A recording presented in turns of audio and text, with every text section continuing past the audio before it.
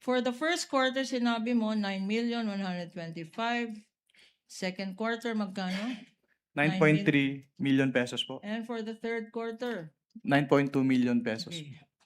Ang total, anong significance nito? Pag in addition mo lahat, first quarter, second quarter, third quarter, at lahat ng activities na sinabi dito na wala naman dokumento, 37 million pumatak per quarter. You confirm that, Mr. Witness?